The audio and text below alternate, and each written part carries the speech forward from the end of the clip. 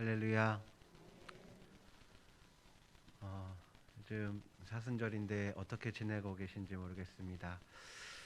제가 또 감사를 주제로 설교를 준비했거든요.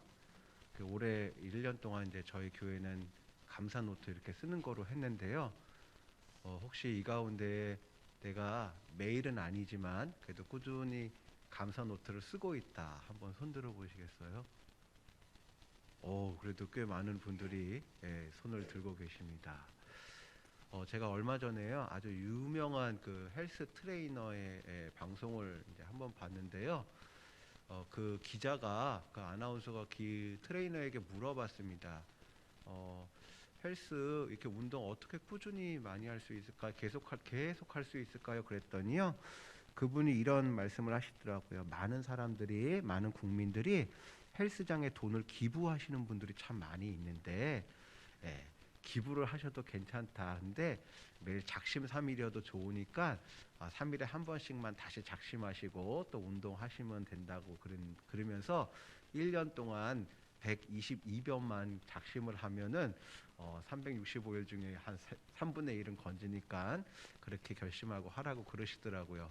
우리 감사 노트 쓰는 것도 비슷한 것 같습니다. 하다가 조금 멈춰 있더라도 난 또 안 된다. 또 이렇게 또 하다가 멈췄네 그러지 마시고 또 다시 마음을 다잡으시고 감사 훈련할 수 있는 우리들이 되었으면 합니다. 제가 영상을 하나 준비했는데요. 우리 영상 잠깐 짧은 영상 한번 보도록 하겠습니다.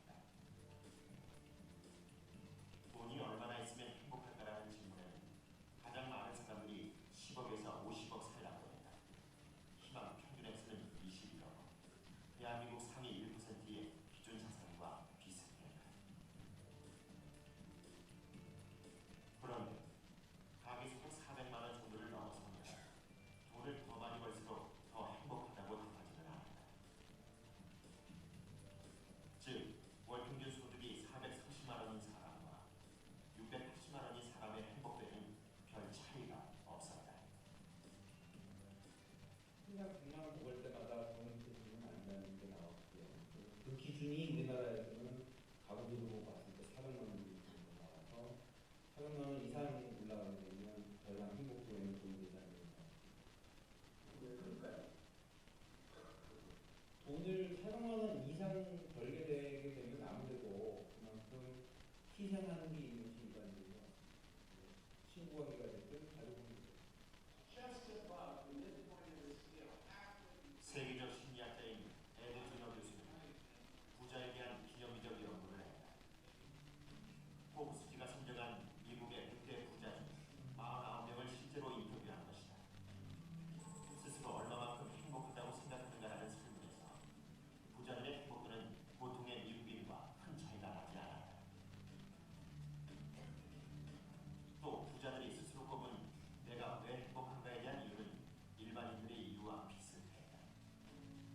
Coming out of poverty, money is very important. The problem is people learn that lesson and they continue, and then they think, oh, I make 100,000 a year. Now if I only make 200,000, a million, etc., they think that it's going to keep making them happy, but because it makes you happy when you get out of poverty, but it doesn't continue to make you happy. 긍정심리학 분야의 학자들의 연구를 통해 노출된 돈에 관한 지식은 다음과 같다.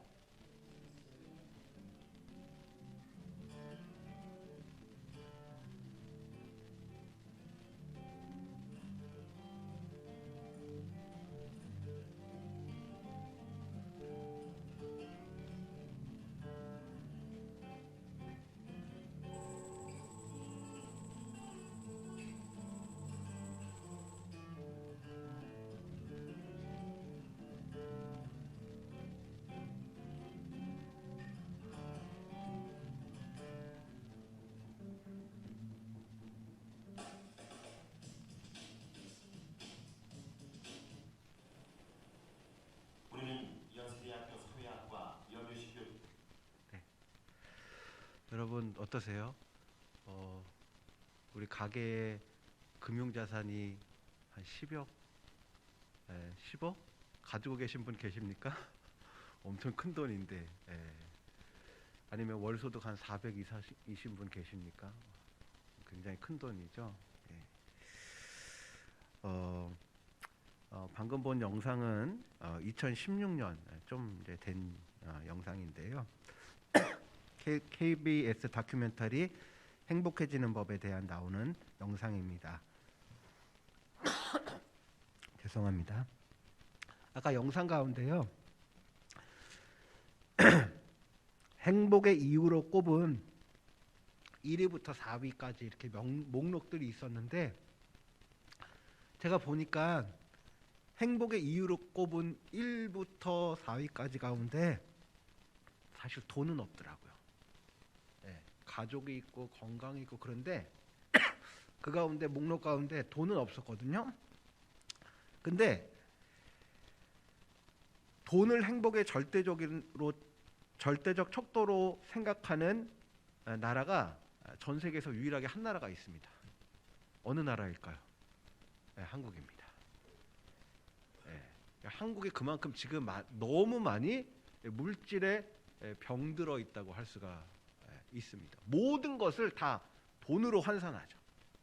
그죠? 스포츠 선수가 뭐 했다 그래도 돈으로 환산하고, 누가 무슨 상을 받았다 그래도 그거 경제적 효과로 그걸 환산해 버리고, 다 돈으로 이렇게 환산해 버리는 그런 지금 한국인데요. 한국의 행복의 기준은 지금 정말 많이 왜곡이 되어 있습니다. 이 영상 당시에 나온 세계 소득 상위 40개국을 대상으로 행복 지수를 조사했을 때 한국은 39위였습니다. 소득 상위 40개국인데요. 그 중에서 거의 꼴찌죠. 이 행복 연구를 한 연구진은요, 한국 사람들이 높은 소득에 비해 행복감을 느끼지 못하는 원인으로 특별히 두 가지 삶의 방식을 꼽았습니다. 제가 이 영상을 보여드릴 이유가 맨 뒤에 나온 그 공식 때문에 보여드린 건데요.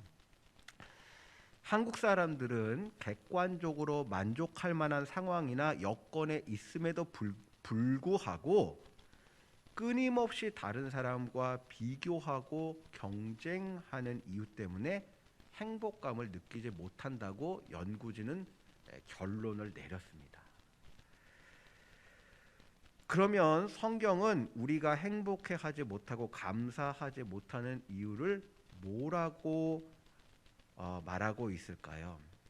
우리가 계속 감사 노트를 쓰고 있는데 이걸 하는 이유가 우리가 감사하는 습관을 만들기 위해서 하는 거지 않습니까? 근데 성경은요, 이제 습관 때문에 우리 습관이 형성이 안 돼서 감사하지 못한다, 이런 표면적인 이유 말고 더 본질적이고 근본적인 이유를 말하는데요.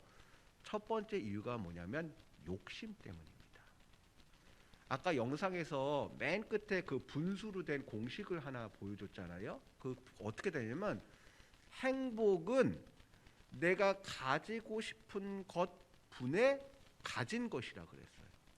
그러니까 이 말은 뭐냐면 내가 가진 것이 아무리 커도 내가 갖고 싶은 것이 내가 지금 가지고 있는 것보다 훨씬 더 크다면 행복은 증가할 수가 없어요.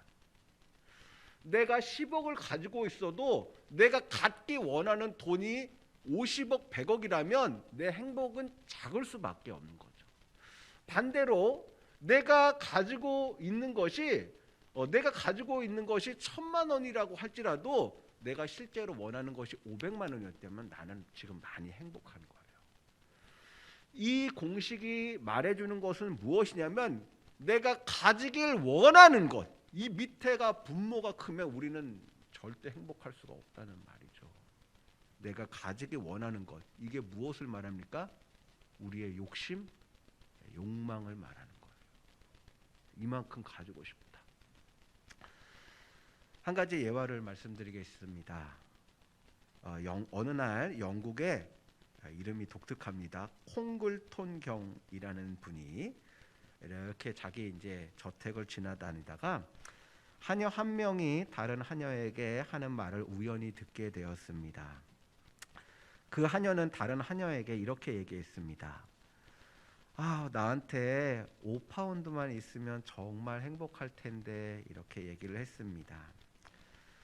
이 이야기를 우연히 들은 콩글턴 경은 5파운드 그거 나한테 있으나 마나한 아주 작은 돈인데, 그렇게 작은 5파운드가 저 하녀에게는 행복을 가져다 줄 수 있구나라는 생각을 했습니다.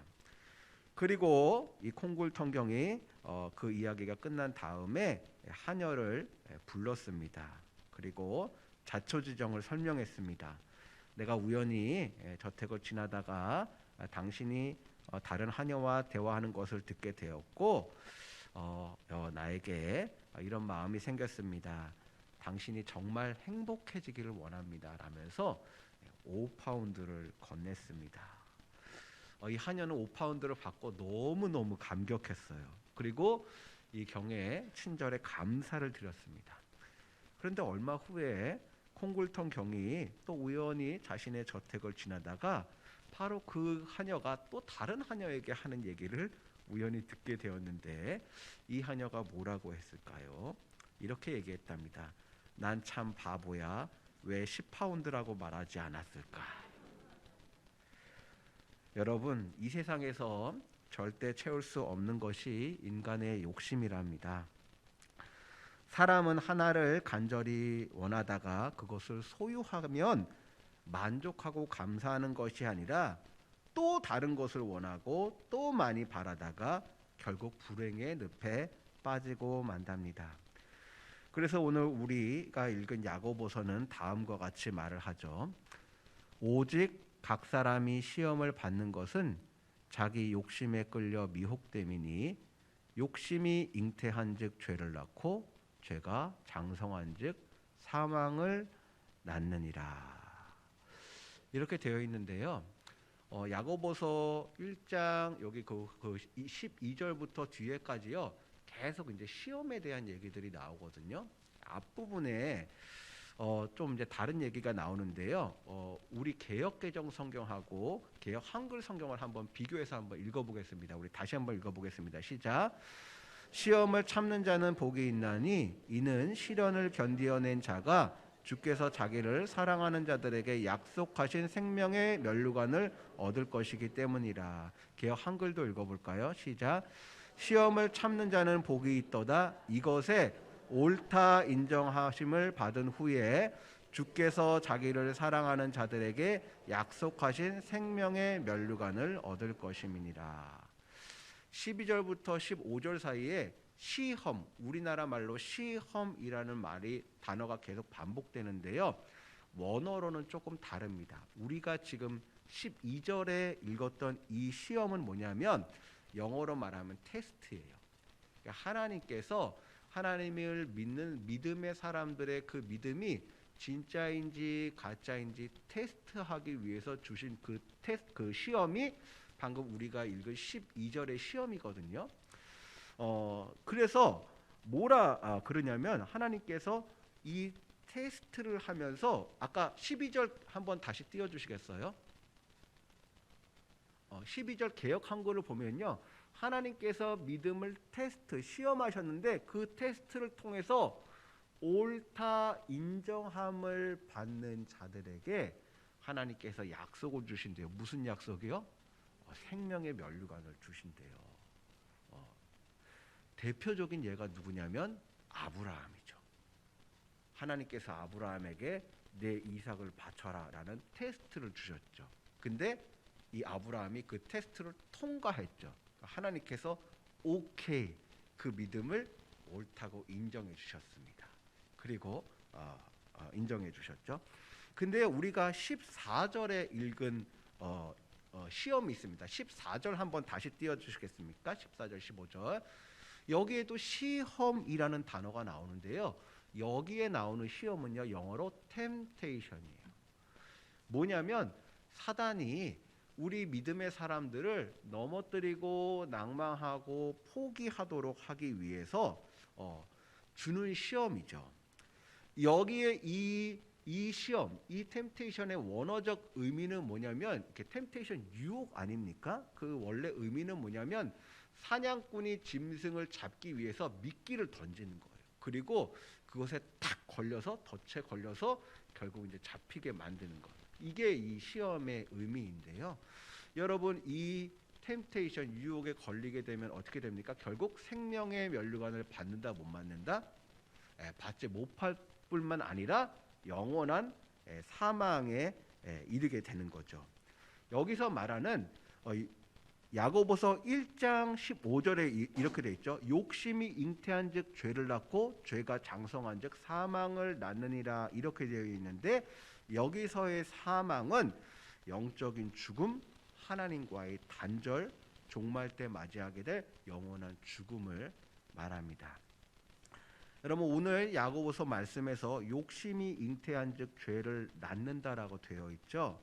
아까 욕심이라는 토양은요, 죄라는 씨앗이 뿌려졌을 때 그 죄가 뿌리를 내리고 자라나기 너무 좋은 토양입니다. 그러니 이 욕심의 토양에 있을 때에는 우리 마음이 욕심으로 가득 찰 때는 이제 뭐가 안 되냐면 감사가 안 되는 거예요. 그렇죠. 아까 욕심이 분모가 크면은요 행복감이 안 생기잖아요. 그죠? 감사를 할 수가 없는 거죠. 어떤 사람은요 가진 게 요만큼이지만 내가 더 많이 가졌다고 생각을 하기 때문에 하나님께 감사할 수 있는 거예요. 그래서 우리가 하나님께 감사하지 못하도록 하는 첫 번째 원인은 뭐냐면 욕심이라는 겁니다. 두 번째 우리가 감사하지 못하게 하는 두 번째는 뭐냐면 비교 의식입니다. 아까 조사에서 한국 사람들이 행복을 잘 못 느끼는 아주 근본적인 이유가 뭐라 그랬죠? 비교 의식, 경쟁 의식이라고 합니다. 내가 30평을 사도 30평 아파트를 사도 한 달 후에 나랑 친했던 김 집사님이 42평 아파트를 사면 작아 보이는 거예요. 그죠? 내가 최신 그랜저를 샀는데 두 달 후에 저 김 집사님이 제네시스를 샀어요. 그러면 이 그랜저가 빨리 바꾸고 싶은 마음이 생기는 거죠. 그렇죠? 계속 비교를 합니다. 근데 비교 의식은 욕심의 또 다른 얼굴이랍니다. 상대방과 자신을 끊임없이 비교하면서 우월감으로 교만해지든지 아니면 열등감에 사로잡혀 자기 비하에 매몰되는 것이죠. 당연히 욕심과 마찬가지로 비교 의식으로 똘똘 뭉친 사람은 감사할 수가 없답니다. 비교 의식은 우리를 늘 상대적 빈곤감에 빠지게 만듭니다. 내가 충분히 가지고 있어도 타인이 나보다 더 많이 가지고 있다고 느끼면 어느새 나는 없다라고 생각하게 만들기 때문이죠. 여러분 재물뿐만이 아닙니다. 재물에 대해서만 그런 것이 아닙니다. 나보다 저 사람이 더 많이 누군가에게 사랑을 받거나 인정을 받거나 그럴 때 나는 인정을 받지 못하는 사람처럼 느끼는 거예요. 그래서 교회에서 예를 들어서 목사님이 이렇게 지나가시다가 어떤 권사님한테 어이 권사님 하고 이렇게 탁 이렇게 인사하고 탁 지나가면 옆에 있다가 끓는 거죠. 경쟁의식 때문에. 또 더 좋은 학벌을 가지고 있다거나 더 많은 재능을 가지고 있는 것을 비교하기 시작하면 감사는 사라지고 불행의 늪에 빠지게 되는 겁니다. 여러분 아주 예전 영화인데 아마데우스라는 영화 아십니까? 모차르트, 천재 모차르트에 대한 영화인데요. 이 영화에는요 2명의 주인공이 나와요. 1번 주인공은 당연히 모차르트이고요. 2번 주인공은요 누군지 아세요? 살리에리라는 궁중 악사가 한 명 나옵니다. 제가 그분의 이 사진을 보여드리고 싶은데 굉장히 심통난 얼굴을 하고 있더라고요. 여러분 이 살리에르라는 사람은요 제가 뭐라 그랬어요? 뭐라고요? 직업이 뭐라고요? 궁중악사입니다. 궁중악사. 여러분 예전에 중세시대 이럴 때 궁중악사, 왕의 악사라 그러면 그 나라에서 음악을 제일 잘하는 사람일까요? 못하는 사람일까요? 제일 잘하는 사람입니다. 실력이 아주 탑이라고 인정받는 사람이 궁중악사가 되는 거죠. 이 살리에르라는 사람이 바로 그 궁중악사입니다. 그런데 이 살리에르라는 사람이 그만 모차르트를 보고서는 이 비교 의식에 빠지게 됩니다. 그는 본래 행복한 사람이었어요. 하지만 모차르트의 천재성과 자신을 비교하면서 그의 인생은 불행의 늪에 빠지게 됩니다. 그 살리에르를 화나게 만드는 것은 나는 밤잠을 설치면서까지 온 힘을 다해 작곡을 해도 사람들이 기억을 해주지 못하는데 모차르트라는 놈은 여자들과 어울려 놀면서 놀 거 다 놀다가 짜투리 시간 취미 삼아 쓱쓱쓱쓱 악보를 그리는 것 같은데 그게 더 대단해 보이는 거예요. 그를 더 비참하게 만드는 것은 뭐냐면 여러분 음악에 문외한인 사람은요 모차르트 음악이나 살리에르 음악이나 다 거기에요. 그죠? 여러분 제가 피겨 스케이팅 잘 모르거든요. 김연아가 뭐 세 바퀴 도는 거랑 그 일본 여자 누구였죠? 이 세 바퀴 도는 거랑 별 차이가 없어요. 제가 보기에는요. 근데 전문가가 보면 차이가 있죠.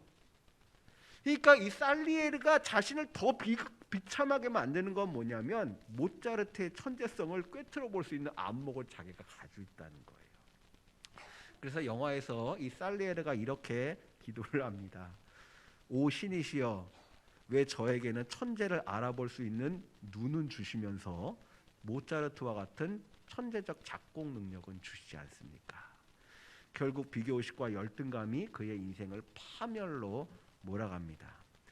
여러분 인생을 비참하게 만드는 것은 가난에서 오는 슬픔도 아니고 실패에서 오는 고통도 아닙니다.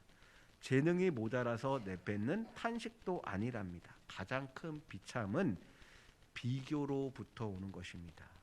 비교란 인간이 선택할 수 있는 가장 어리석은 행동이라고 합니다. 난 너무 못생겼고, 난 너무 뚱뚱하고, 난 너무 키가 작고, 난 머리가 좋지 않고, 난 좋은 대학을 다니지 못했고, 난 집안 배경이 좋지 않고, 나의 가진 돈이 없고, 모두 남과 비교해서 나의 인생을 바라보기 때문에 늘 자기 비하의 소리만 들리는 거죠. 우리는 너무나 많이 나에게 있는 것이 아니라 남과 비교하는 것에 온통 관심을 쏟습니다. 여러분 우리는 우리를 향한 하나님의 음성에 귀를 기울여야 합니다. 다른 사람의 말이나 다른 사람의 시선이 아니라 나를 만드신 그 하나님의 시선과 하나님의 음성에 귀를 기울여야 됩니다. 여러분 우리를 바라보시는 하나님 뭐라고 하실까요? 너는 내 사랑하는 아들이야. 너는 나의 최고의 걸작품이야. 라고 하시지 않겠습니까? 여러분 나를 구원하지도 못할 사람들의 소리에 귀를 기울이지 말고 나를 사랑하셔서 나를 위해 목숨까지도 내어주시는 그 하나님의 음성에 귀를 기울이시기 바랍니다. 세 번째, 우리를 감사하지 못하게 하는 것은 교만입니다. 오늘 디모데후서 3장 1절 말씀 같이 읽겠습니다. 시작.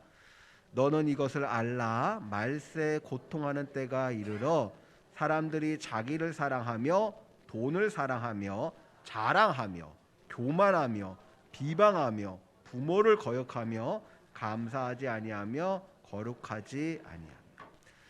디모데후서 3장 1절에서 5절까지는요.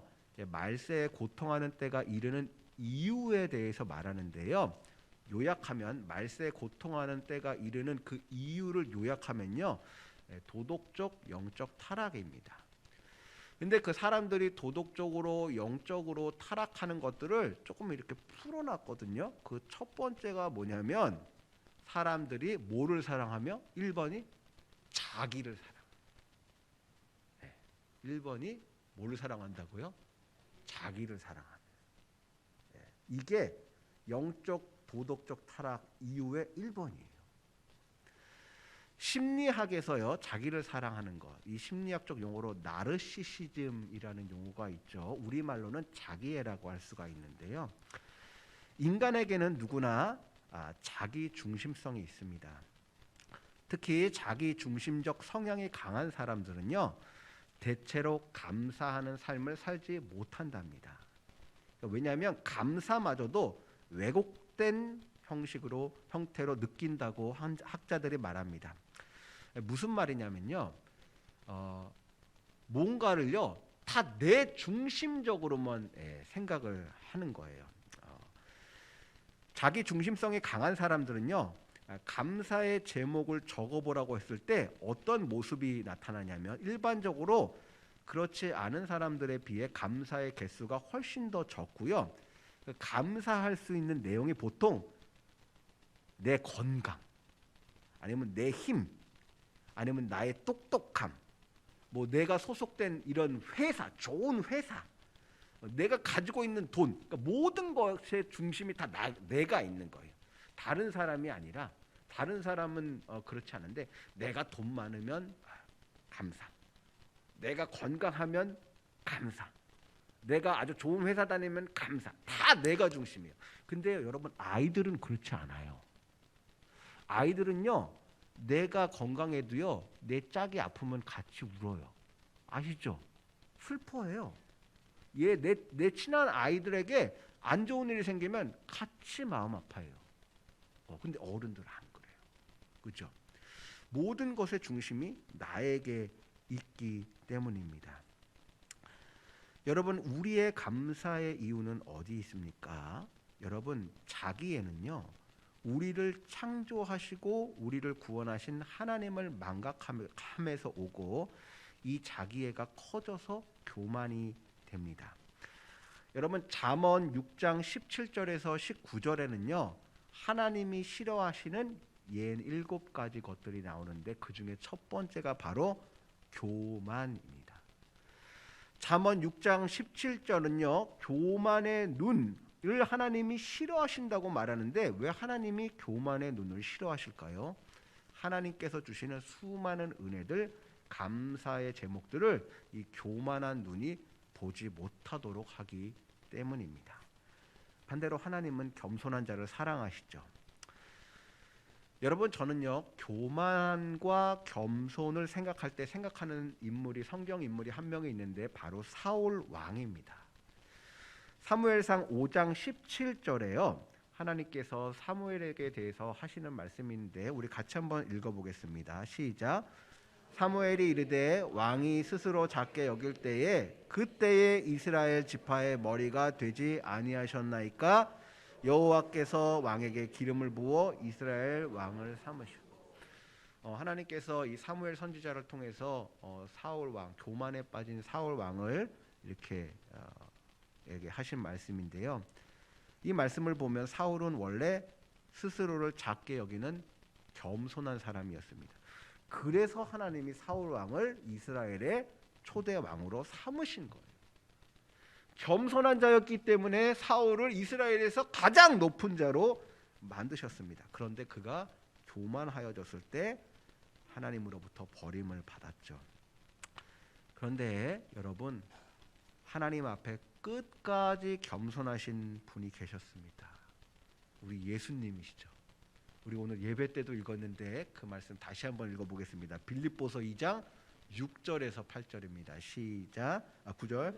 한번 하나님의 본체시나 하나님과 동등됨을 취할 것으로 여기지 아니하시고 오히려 자기를 비워 종의 형체를 가지사 사람들과 같이 되셨고 사람의 모양으로 나타나사 자기를 낮추시고 죽기까지 복종하셨으니 곧 십자가에 죽으심이라. 이러므로 하나님이 그를 지극히 높여 모든 이름 위에 뛰어난 이름을 주사. 여러분, 하나님은 교만한 자를 높이시고 오히려 하나님의 은혜에 감사하고 겸손한 자들을 교만한 자를 낮추시고 겸손한 자를 높이시는 분이심을 잊지 마시기 바랍니다.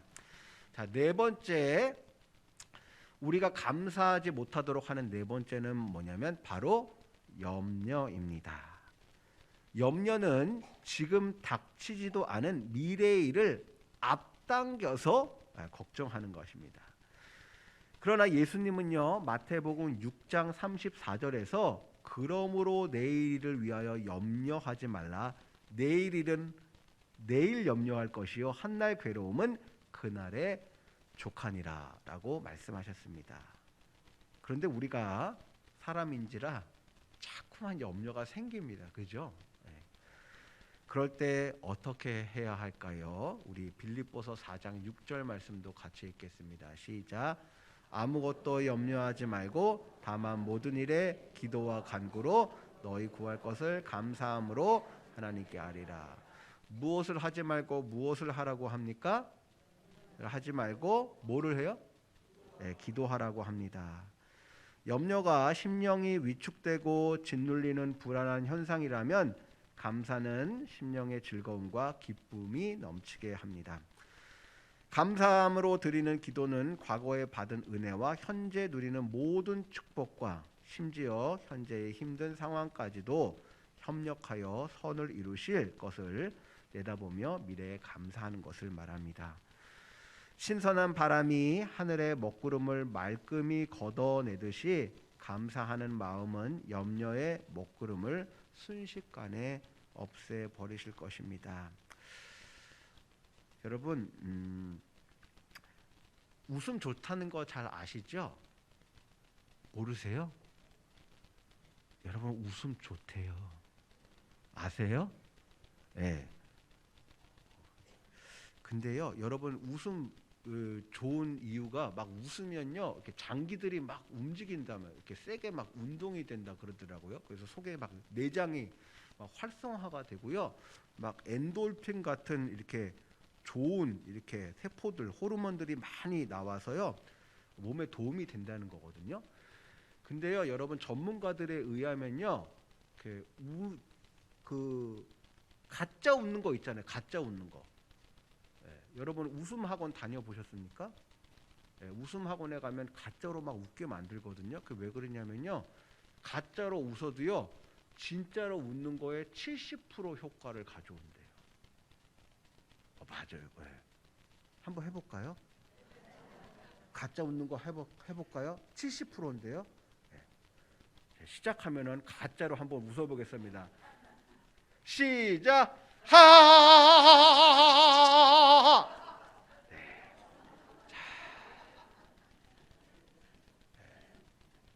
좋습니다, 여러분. 집에서 못 적으시면 아무도 없는 곳에서 입을 뒤집어 쓰고 건강들 많이 생각하시지 않습니까? 웃어보시기 바랍니다. 근데요, 저는 그 전문가의 얘기를 딱 듣고서 아차 이거다라는 생각이 들었어요. 그게 뭐냐면요, 웃음만 그런 게 아니라 감사도 그런 것 같아요.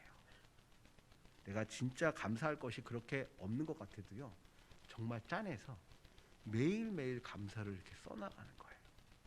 그러면 정말 진짜 우리 삶이 감사로 매일 채워질 것을 저는 믿습니다. 여러분, 감사 훈련 다시 시작합시다.